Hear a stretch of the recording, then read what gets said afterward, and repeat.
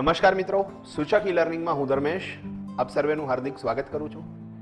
મિત્રો, આપણે capital gain ટેક્સની અંદર ઇનહેરિટેડ પ્રોપર્ટીઝ એટલે કે વારસાઈ મિલકત ઉપર ટેક્સેશન કેવી રીતે લાગુ પડે તે ગયા સેશનમાં સમજી ગયા છીએ।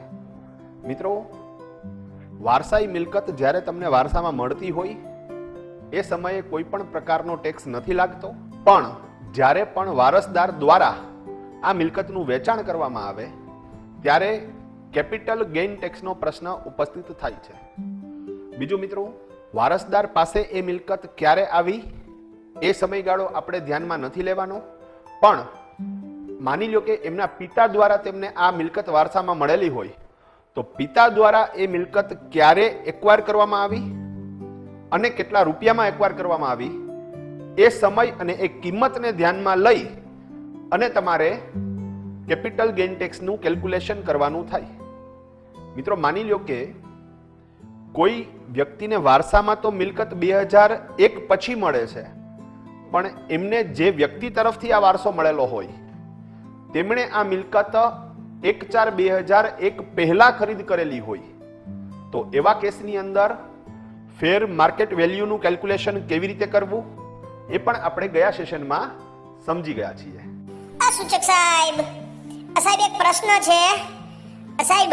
અમે અત્યાર સુધી લક્ષ્મીવાડીમાં રહેતા હતા, હવે ઈ મકાન અમારે વેચી નાખવું છે અને અમારે કાલાવાડ રોડ બાજુ રહેવા જવાનું છે। હવે સાહેબ, અમે લક્ષ્મીવાડીનું મકાન વેચીએ તો 100% અમે લીધું છે એ તો ઘણા વર્ષો પહેલા લીધેલું હોય તો એની અંદર કેપિટલ ગેઇન તો થાય, અને અત્યાર સુધી તમે જે મુજબ સમજાવ્યું એ મુજબ કેપિટલ ગેઇન ટેક્સ પણ ભરવાનો થાય। પણ સાહેબ, અમારે અહીંયા મકાન વેચવાનો ઉદ્દેશ્ય નફો કમાવવાનો નથી, પણ અમારે કાલાવા રોડ ઉપર નવું મકાન લેવું છે અને અહીંયા ટ્રાન્સફર થવાનું છે। હવે સાહેબ, મને ઈ નથી સમજાતું કે સાહેબ જેમ અમારા આ મકાનની કિંમત વધી તો સામે કાલાવા રોડ ઉપર અમે જે નવું મકાન લેવા માટે જશું એની એ કિંમત એ જ રીતે વધી હશે ને? તો ખાલી ટ્રાન્સફર કરવાનું હોય એવા કેસમાં કઈ થોડો અમારે કેપિટલ ગેઇન ટેક્સ લાગે? અહીંયા અમે જેટલા રૂપિયાનું મકાન વેચશું સામે એટલું અથવા તો એનાથી વધારે રૂપિયાનું લેશું તો હવે ટેક્સ ભરવા હાટું થઈને લિક્વિડિટીનો ઇશ્યુ ન થાય સાહેબ? તો સાહેબ, આ કેપિટલ ગેઇન ટેક્સ બચે કેવી રીતે ઈ સમજાવો ને જરાક। વાહ બગા વાહ! મિત્રો, ખૂબ જ અગત્યનો પ્રશ્ન છે અને પહેલા પ્રશ્ન સમજીએ અને પછી આપણે એના સોલ્યુશન્સ ઉપર વાત કરીએ। મિત્રો, ભગાની વાત એવી છે કે એ અત્યાર સુધી લક્ષ્મીવાડીમાં એ લોકો રહેતા હતા અને હવે એ લોકોને ટ્રાન્સફર થવાનું છે કાલાવાડ રોડ ઉપર, એટલે લક્ષ્મીવાડીનું મકાન વેચી નાખે અને કાલાવાડ રોડ ઉપર નવું મકાન પરચેસ કરે। હવે એનું કહેવાનો તાત્પર્ય એ છે કે અમે જે લક્ષ્મીવાડીનું મકાન વેચીએ છીએ એ નફો કમાવવાના ઉદ્દેશ્યથી નથી વેચતા, પણ સામે એને બીજું મકાન લેવાનું છે, એક વાત। બીજું એનું આર્ગ્યુમેન્ટ એવું છે કે સર, અમે લક્ષ્મીવાડીમાં જે મકાન લીધેલું હતું તો એ મકાનની જે રીતે કિંમત વધી છે તો સામે કાલાવાડ રોડ ઉપર જ એ જ પ્રપોઝનમાં કિંમત વધેલી હશે? એવું તો ન બને ને કે લક્ષ્મીવાડીના મકાનની કિંમત વધારે વધી ગઈ હોય, કાલાવાડ રોડ ઉપર જે મકાન પરચેસ કરવાનું છે એની કિંમત મોંઘવારીના દર મુજબ જ વધેલી હોય। તો મિત્રો, ખાસ મગજમાં રાખજો કે અહીં મકાન વેચાણ કરવાનો ઉદ્દેશ્ય કેપિટલ ગેઇન કરવાનો નથી, નફો કમાવવાનો નથી, પણ સામે એક બીજી પ્રોપર્ટી લેવાની થાય છે। સાથે સાથે મિત્રો, માની લો કે કોઈ વ્યક્તિ કેપિટલ અસેટ્સનું વેચાણ કરતી હોય અને એમાંથી ગેઇન કરતી હોય તો એ ગેઇન તમે કઈ રીતે નોન ટેક્સેબલ કરી શકો અથવા તો ઓછા ટેક્સમાં પતાવી શકો એ ફોર્મ્યુલા આજે આપણે સમજવાની છે। તો મિત્રો, ખાસ આજનું સેશન ટેક્સ બચાવવા માટેનું છે, એટલે ધ્યાનથી સાંભળજો। મિત્રો, આજના સેશનમાં ભગાના પ્રશ્નનો તો જવાબ મળી જ જશે, પણ સાથે સાથે અન્ય કોઈ પ્રોપર્ટીનું તમે વેચાણ કરેલું હોય એની અંદર તમે ગેઇન કરેલો હોય અને એની અંદર જે ટેક્સ લાગતો હોય એ ટેક્સ બચાવવાની વાત પણ થવાની છે। તો મિત્રો, આજના સેશનની અંદર under section 54, under section 54 EC અને અંડર સેક્શન 54F સંબંધિત આપણે વાત કરવાના છીએ. હવે પ્રશ્ન એ થાય કે આ ત્રણેય કલમો શેના માટેની છે? મિત્રો, આ એક્ઝમ્પશન છે કેપિટલ ગેઇન માટેનું. મીન્સ જો કેપિટલ ગેઇન ટેક્સ થતો હોય તો આ ત્રણ કલમની અંદર એવા ઉપાયો સૂચવેલા છે કે જેના ઉપયોગથી તમે તમારા ટેક્સને રિમૂવ કરી શકો અથવા ઓછો કરી શકો. તો મિત્રો, ચાલુ કરીએ આજનું session. Under section 54, under section 54EC અને અંડર સેક્શન 54F. મિત્રો, આ સેક્શન હું સમજાવવાનું શરૂ કરું એ પહેલા એક ચોખવટ કરી દઉં તમને કે અહીં આ ત્રણેય સેક્શનમાં જે એક્ઝમ્પશન છે તે exemption short term capital gain tax ઉપર લાગુ પડતા નથી. ખાસ મગજમાં રાખજો. તમે કોઈ મિલકત પરચેસ કરેલી છે, હવે તમે એ કેપિટલ એસેટ્સનું વેચાણ કરો છો અને એનો હોલ્ડિંગ પીરિયડ્સ 12 મહિનાનો હોય, અમુક માટે 24 મહિનાનો હોય અને અમુક માટે 36 મહિનાનો હોય, જેની આપણે વાત થઈ ગઈ છે. તો જો એ હોલ્ડિંગ પીરિયડ્સને તમે ક્રોસ નથી કરતા અને તમે વેચાણ કરી દો છો અને તમારે શોર્ટ ટર્મ કેપિટલ ગેઇન ઉદ્ભવે છે, તો એવા કેસની અંદર જે પણ ટેક્સ લાગશે એ તમારે ભરવાનો જ થશે. તેની અંદર આ એક્ઝેમ્પશનનો બેનિફિટ મળવાનો નથી. ક્લિયર મિત્રો? તો મિત્રો, ખાસ આપણે ત્રણેય સેક્શન ક્રમબદ્ધ એક લઈ લઈએ. તો સૌથી પહેલા નંબરની સેક્શન 54. મિત્રો, એક્ઝમ્પશન માટેની સેક્શન છે. રેસિડેન્શિયલ પ્રોપર્ટીનું વેચાણ કરવામાં આવે.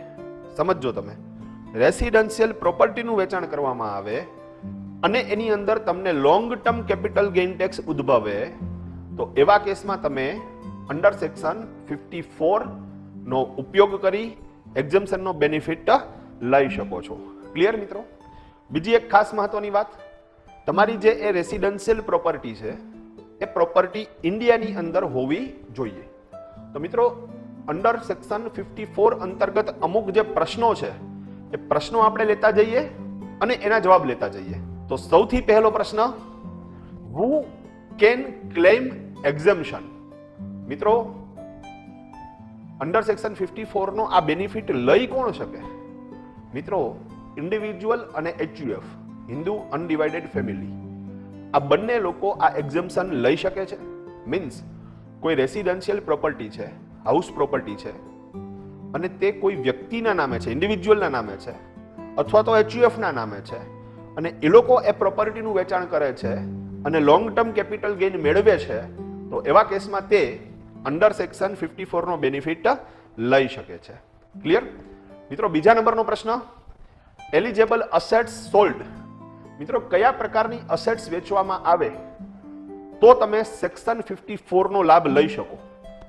મિત્રો, અહીં આપણે પ્રથમ જ ચોખવટ કરી દીધી છે કે રેસિડેન્શિયલ હાઉસ પ્રોપર્ટી વેચવામાં આવે.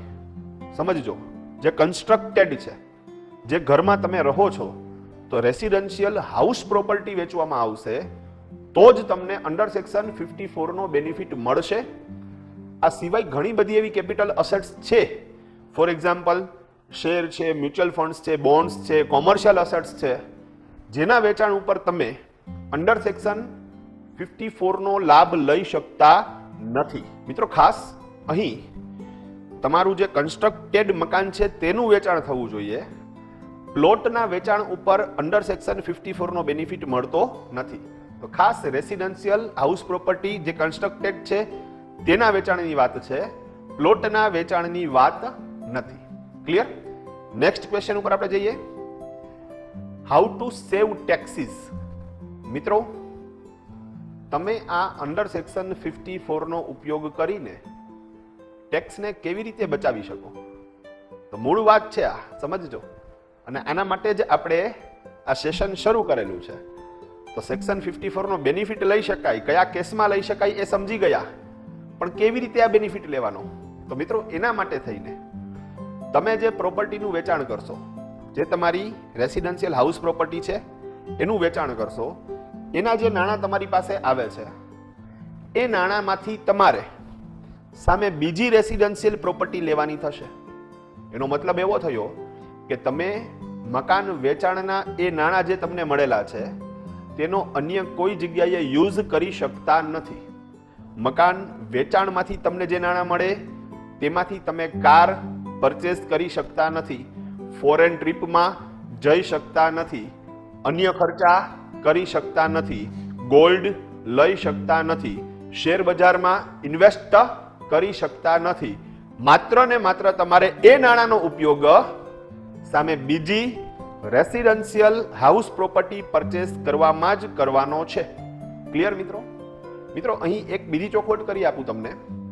2019ના બજેટની અંદર આ સેક્શનમાં એક મોડિફિકેશન કરવામાં આવ્યું અને મોડિફિકેશન એ પ્રકારનું હતું કે તમે એક મકાન વેચો છો, હવે સામે તમે 2 હાઉસ પ્રોપર્ટી પરચેસ કરશો તો પણ ચાલશે.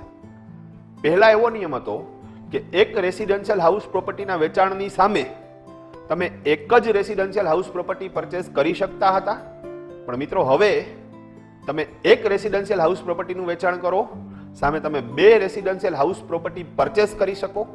હવે આવું શા માટે? તો એના ઘણા બધા આસ્પેક્ટ હોઈ શકે. એક, મિત્રો ટેક્સ બચે છે એ હેતુથી લોકો જો 2 મકાન પરચેસ કરે તો રિયલ એસ્ટેટની અંદર પણ તેજીનો માહોલ જોવા મળી શકે. આ પણ એક આસ્પેક્ટ હોઈ શકે. અને બીજી એક વસ્તુ મિત્રો કે અત્યાર સુધી ઇન્ડિયાની અંદર સંયુક્ત કુટુંબનું એક ચલણ છે. બંને ભાઈઓ સાથે રહેતા હોય. હવે સિચ્યુએશન એવી આવે કે એના બાળકો પણ મોટા થાય, એના પણ લગ્ન કરવાના છે, એ લોકોને બિઝનેસમાં સેટ કરવાના છે અને હવે એક મકાન એમને નાનું પડે છે. તો હવે એવું ડિસિઝન લેવામાં આવે કે આપણે આ એક મકાન વેચી નાખીએ અને સામે બંને ભાઈઓ 2 અલગ અલગ મકાન લઈ લઈએ. તો જો તમને એક જ મકાનની ખરીદી ઉપર કેપિટલ ગેઇન ટેક્સનો બેનિફિટ આપવામાં આવે, એક્ઝેમ્પશનનો બેનિફિટ આપવામાં આવે, તો એવા કેસમાં બીજા ભાઈને અન્યાય થાય. તો મિત્રો અહીં 2 રેસિડેન્શિયલ હાઉસ પ્રોપર્ટી પરચેસ હવેથી આપણે કરી શકીએ છીએ. એનો મતલબ તમે એક મકાન વેચો છો, સામે 2 રેસિડેન્શિયલ હાઉસ પ્રોપર્ટી પરચેસ કરો છો, તો એવા કેસમાં તમને અંડર સેક્શન 54 નો બેનિફિટ મળશે. ક્લિયર મિત્રો? મિત્રો નેક્સ્ટ ક્વેશ્ચન ઉપર આપણે જઈએ. તો નેક્સ્ટ ક્વેશ્ચન છે કેટલા સમયની અંદર તમારે આ નવી મિલકત ખરીદ કરી લેવી પડે? સમજજો મિત્રો, આ સમયગાળો નક્કી કરવો જરૂરી છે. બાકી તમે મકાન વેચી નાખો, નાણાં આવી ગયા, પછી સરકાર કહે કે ભાઈ સામે તમે બીજી કોઈ હાઉસ પ્રોપર્ટી ખરીદ કરેલી છે? તમે કહો કે ભાઈ ના હમણાં નથી કરી પણ કરશું, તો સરકારને પણ આ બધી વસ્તુઓ યાદ રાખવી પડે. તો મિત્રો અહીં નવી પ્રોપર્ટી ખરીદ કરવા માટે એક સમયગાળો નક્કી કરી દેવામાં આવ્યો અને એ સમયગાળો જો તમારે યાદ રાખવો હોય તો એના માટે થઈને હું એક ટ્રીક આપું છું. તમારે એકો દૂડી તીડી યાદ રાખવાનું છે. અહીં શ્રાવણ મહિનામાં કોઈ પત્તા રમવાની વાત નથી, પણ આ ટ્રીકથી તમે આ સિસ્ટમને સરખી રીતે સમજી શકશો. તો એકો દૂડી તીડી સમજાવું મિત્રો. માની લો કે તમે કોઈ પ્રોપર્ટીનું વેચાણ કરો છો, તો મિત્રો તમે જે તારીખે એનું વેચાણ કરો એના અગાઉના 1 વર્ષની અંદર, સમજો જે તારીખે તમે વેચાણ કરો છો એના અગાઉના 1 વર્ષની અંદર જો તમે કોઈ પ્રોપર્ટી પરચેસ કરી લીધી હશે તો પણ તમે અંડર સેક્શન 54 એક્ઝેમ્પશનનો બેનિફિટ મેળવી શકો છો. હવે માની લો કે તમે નથી લીધી પ્રોપર્ટી, હવે મકાન વેચાઈ જાય પછી પ્રોપર્ટી લેવાનું નક્કી થાય, તો એવા કેસની અંદર તમારું મકાન જે તારીખે વેચાય એના 2 વર્ષની અંદર, સમજજો 2 વર્ષની અંદર તમારે સામે બીજું નવું મકાન ખરીદ કરી લેવું પડે. અને હવે ત્રીજું મિત્રો, તમે માની લો કે કોઈ નવું મકાન પરચેસ તો કરવું છે, 2 વર્ષની અંદર તમારી ઈચ્છા પણ છે કે કરી નાખવું છે, પણ એવું તૈયાર મકાન તમારી જરૂરિયાત મુજબનું તમને નથી મળતું અને હવે તમે એવું ડિસાઈડ કરો છો કે ભાઈ આપણે મકાન બનાવીએ, કન્સ્ટ્રક્ટ કરીએ, બાંધકામ કરીએ. તો મિત્રો તમે પણ સમજી શકો છો કે બાંધકામ કરવામાં વાર તો લાગે. તો અહીં 1 વર્ષ વધારી દીધું અને ત્રીજું વર્ષ એડ થયું. જો તમે નવું મકાન તૈયાર નથી લેતા પણ બાંધકામ કરો છો તો 3 વર્ષની અંદર તમારું આ કન્સ્ટ્રક્શન કામ પૂરું થઈ જવું જોઈએ અને તો જ તમે અંડર સેક્શન 54 નો બેનિફિટ મેળવી શકો છો. તો ખાસ એકો દૂડી તીડી, એક એટલે કે મકાન જે તારીખે વેચેલું છે એના 1 વર્ષ અગાઉમાં જો તમે મકાન લીધેલું હશે તો પણ તમને બેનિફિટ મળશે. અધરવાઇઝ મકાન વેચાઈ ગયા પછીના 2 વર્ષની અંદર તમારે બીજું મકાન પરચેસ કરી લેવાનું છે. અને તીડી એટલે કે ત્રીજા નંબરની અંદર જો તમે મકાનને કન્સ્ટ્રક્ટ કરવા માંગતા હોય તો 3 વર્ષની અંદર તમારું કન્સ્ટ્રક્શન કમ્પ્લીટ થઈ જવું જોઈએ અને કમ્પ્લીશન સર્ટિફિકેટ આવી જવું જોઈએ. જો 3 વર્ષની બદલે 4 વર્ષ થશે તો મિત્રો તમને અંડર સેક્શન 54 નો બેનિફિટ નહીં મળે. ક્લિયર છે મિત્રો? તો મિત્રો મારા ખ્યાલથી તમને અંડર સેક્શન 54 સમજાઈ ગયું હશે. મિત્રો અહીં અમુક કન્ડિશન છે, એ કન્ડિશનની આપણે વાત કરી લઈએ. મિત્રો અહીં ખાસ મગજમાં રાખજો, તમે જે મકાન વેચેલું છે અને એના જે નાણાં તમને ઉપજેલા છે એ પૂરેપૂરી રકમ તમારે સામે ઇન્વેસ્ટ કરવાની જરૂરિયાત નથી, પણ તમે એની અંદર જેટલો કેપિટલ ગેઇન કરેલો છે તેટલી જ રકમ ઇન્વેસ્ટ કરવાની જરૂરિયાત છે. સમજજો.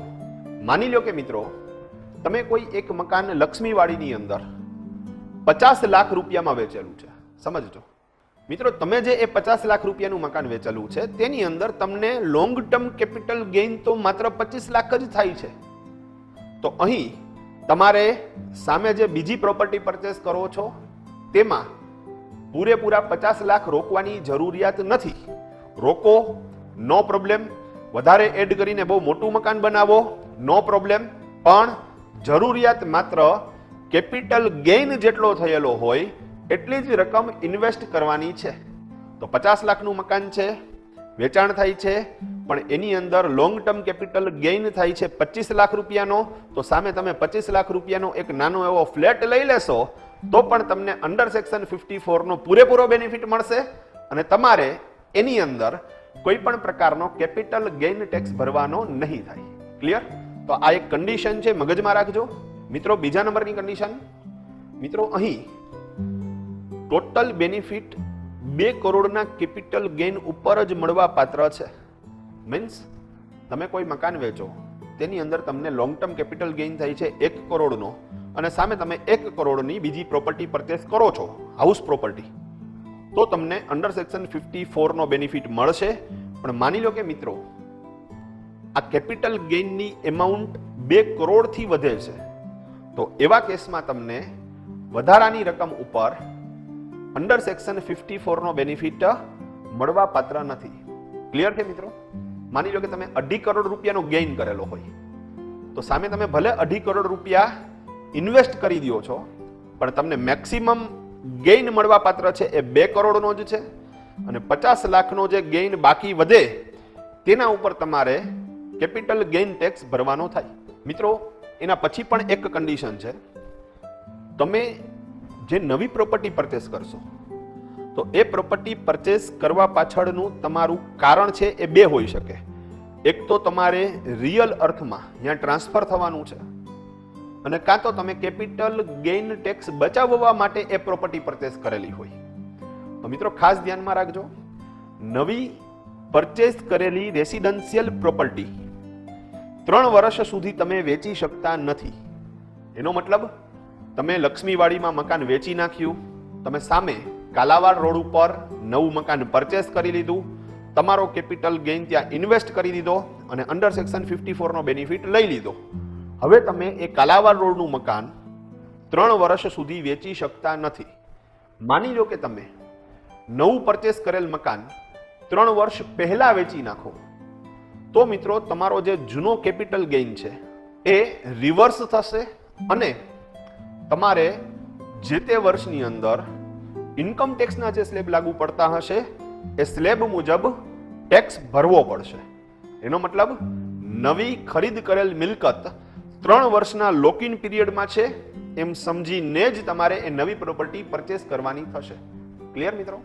અને લાસ્ટ કન્ડિશન, મિત્રો તમે લક્ષ્મીવાડીમાં માની લો કે મકાન વેચી નાખ્યું, તેના નાણાં પણ તમારી પાસે આવી ગયા, હવે તમારે નવી પ્રોપર્ટી પરચેસ કરવા માટે 2 વર્ષનો સમય છે અને જો કન્સ્ટ્રક્શન કરવું હોય તો 3 વર્ષનો સમય છે. તો પ્રશ્ન એ છે કે આપણે તાત્કાલિક એ રૂપિયાની જરૂરિયાત પડવાની નથી, તો તમારે એ નાણાં તમારા સેવિંગ્સ ખાતામાં નથી રાખવાના, તમારા ધંધાની અંદર ઉપયોગમાં નથી લેવાના, પણ મિત્રો તમારે એને CGA ની અંદર રાખવાના થશે. હવે એક નવો પ્રશ્ન, આ CGA એટલે શું? મિત્રો CGA નો મતલબ થશે capital gain account. So simple, CGA capital gain account. તો મિત્રો જેમ બેંકની અંદર સેવિંગ્સ ખાતું હોય જે તમને ખ્યાલ છે, કરંટ ખાતું હોય જે પણ તમને ખ્યાલ છે, એવી રીતે જ મિત્રો બેંકની અંદર એક CGA એકાઉન્ટ પણ ઓપન થાય, કેપિટલ ગેઇન એકાઉન્ટ પણ ઓપન થાય. તો મિત્રો બેંકમાં તમારે આ CGA એકાઉન્ટ ખોલાવવાનું છે. તમારું રેગ્યુલર સેવિંગ્સ ખાતું કે કરંટ ખાતું ચાલશે નહીં. તો ખાસ મગજમાં રાખજો કે તમારા મકાન વેચાણના જે નાણાં આવે છે તે નાણાં તમારે CGA એકાઉન્ટમાં મૂકવાના છે. અને હવે તમે જો મકાન પરચેસ કરો છો તો એ CGA એકાઉન્ટમાંથી તમે એને ચેક આપો અને મકાન પરચેસ કરો. અધરવાઇઝ જો તમે મકાનનું કન્સ્ટ્રક્શન કરો છો તો મિત્રો એ CGA એકાઉન્ટમાંથી જ તમે સિમેન્ટની ખરીદી થઈ હોય, રેતીની ખરીદી થઈ હોય, કોન્ટ્રાક્ટરને પેમેન્ટ કરેલું હોય તો એ પેમેન્ટ તમારે એક ખાતામાંથી જ કરવાનું થશે. જો તમે તમારા મકાન વેચાણના નાણાં CGA માં નથી રાખતા પણ તમારા સેવિંગ્સ ખાતામાં, કરંટ ખાતામાં કે અન્ય જગ્યાએ રાખો છો તો મિત્રો તમને અંડર સેક્શન 54 નો બેનિફિટ મળતો નથી. તો ખાસ મગજમાં રાખવું મિત્રો કે તમે જ્યારે કોઈ વ્યક્તિનું અકાઉન્ટિંગ કરશો તો એની લાઈફમાં એકાદ વખત તો એવો પ્રસંગ બનશે કે જ્યારે એ પોતાનું રેસિડેન્શિયલ મકાન વેચતો હોય અને સામે એ નવું મકાન પરચેસ કરતો હોય. હવે મિત્રો સામે પરચેસ તાત્કાલિક તો થશે નહીં ને. તો એવા કેસમાં એઝ અ અકાઉન્ટન્ટ તમારી જવાબદારી આવે કે તમારે એને આ આખો કેસ સમજાવવાનો છે અને જ્યાં સુધી એ નવું મકાન પરચેઝ નથી કરતો ત્યાં સુધી એ એના નાણાં CGA ની અંદર રાખે તેવું સજેશન તમારે એને દેવાનું થશે. ક્લિયર મિત્રો? તો મિત્રો અંડર સેક્શન 54 તમને સરસ રીતે સમજાઈ ગઈ હશે. બીજી એક નાની એવી જનરલ નોલેજની વાત મિત્રો, અહીં આપણે જોયું કે 1 વર્ષની અંદર, 2 વર્ષની અંદર ને 3 વર્ષની અંદર પ્રોપર્ટી લેવાની થાય. પણ એ કેવી રીતે આપણે સમજી ગયા છીએ કે મકાન જ્યારે વેચવામાં આવે તેના 1 વર્ષ અગાઉ તમે જો કોઈ પ્રોપર્ટી પરચેસ કરી લીધી હોય તો એનો બેનિફિટ પણ તમે સેક્શન 54 માં લઈ શકો છો. અધરવાઇઝ તમે મકાન વેચ્યા પછી 2 વર્ષની અંદર નવી પ્રોપર્ટી પરચેસ કરો. અધરવાઇઝ તમે 3 વર્ષની અંદર નવી પ્રોપર્ટી કન્સ્ટ્રક્ટ કરો. મિત્રો હવે આવું શા માટે? લોકોનું બિહેવિયર દરેક વખતે અલગ અલગ હોય. મિત્રો તેજી મંદીના માહોલમાં લોકોનું બિહેવિયર પણ ચેન્જ થાય. સમજાવું તમને મિત્રો, જ્યારે તેજીનો માહોલ હોય સમજજો, તે દિવસે રોજે રોજ મકાનના ભાવ વધતા હોય અને રાજકોટની અંદર, ગુજરાતની અંદર, ઇવન ઇન્ડિયાની અંદર મિત્રો 2004, 5, 6 નું જે વર્ષ હતું તો આ વર્ષની અંદર આ પ્રકારની તેજી આવેલી. આપણે કોઈ મકાન જોવા માટે જઈએ અને તેનો આપણે પ્રાઇસ પૂછીએ તો આપણને કહે કે ભાઈ 12 લાખ રૂપિયા, અઠવાડિયા પછી જાય તો 13 લાખ, 1 મહિના પછી જાય તો 15 લાખ. તો મિત્રો દર અઠવાડિયે, દર મહિને એની કિંમત વધતી હોય. હવે આવા કેસમાં જો કોઈ વ્યક્તિને મકાન વેચવું છે અને ટ્રાન્સફર થવું છે તો એનું બિહેવિયર શું હોય?